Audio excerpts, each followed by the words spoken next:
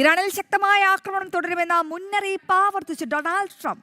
സമാധാന ധാരണ ഇറാൻ താൽപര്യപ്പെടുന്നില്ല എന്നും അദ്ദേഹം പറഞ്ഞു. ഹോർമുസിലൂടെ കടന്നുപോകുന്ന കപ്പലുകൾക്ക് നേരെ ഇറാൻ നടത്തുന്ന ഓരോ ആക്രമണങ്ങൾക്കും വൻ തിരിച്ചടിയുണ്ടാകുമെന്നും അദ്ദേഹം സമൂഹ മാധ്യമത്തിലൂടെ അറിയിച്ചു. 12ാം ദിവസവും ആക്രമണം തുടരുകയാണ് America.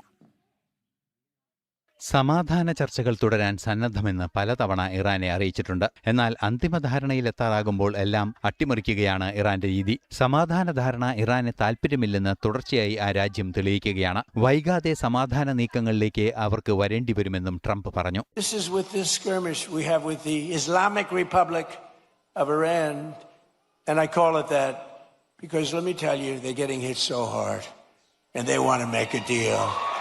But I say they're not ready to make a deal, because every time they make a deal, they want to change it and everything. They're not ready. They'll be ready very soon.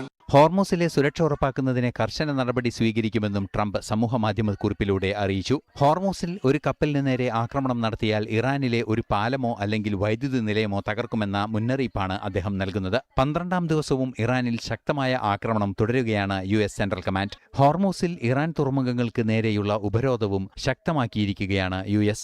International desk, ജനം.